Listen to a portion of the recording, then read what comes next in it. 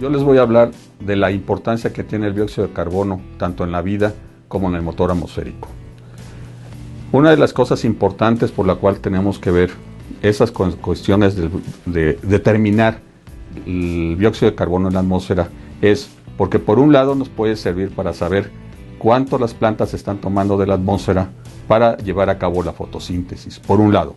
Y por otro lado, estas concentraciones altas de dióxido de carbono, siendo como es un gas de efecto invernadero, que puede estar provocando o está provocando el calentamiento global, que es como ustedes saben, el calentamiento global no es más que un incremento de la temperatura en el tiempo. Entonces, nosotros lo que hacemos es, para medir la concentración de dióxido de carbono, tenemos un instrumento que es muy sencillo, el cual consiste de una cámara donde se tiene una fuente de rayos infrarrojos, es decir, de calor, que va a dar a un sensor. En esta cámara podemos poner una hoja de una planta y en esa hoja vamos a medir la cantidad de dióxido de carbono que entra y la cantidad de dióxido de carbono que sale. A esto le llamamos asimilación de dióxido de carbono o asimilación de CO2. Cuando tenemos que la cantidad de CO2 que está saliendo es menor, entonces tenemos una asimilación. Muchas veces la cantidad de CO2 que puede estar saliendo es mayor y entonces estamos hablando de una respiración de la planta. Entonces esto nos sirve para que de alguna manera conozcamos cómo es el crecimiento de la planta.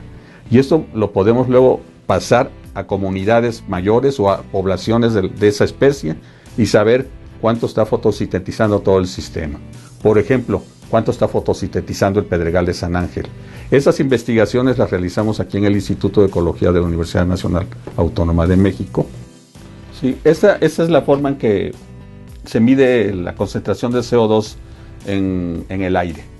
Por un lado, está entrando el gas o el aire a una cámara, y en esa cámara ese aire se contiene y sale, es decir, lo estamos circulando.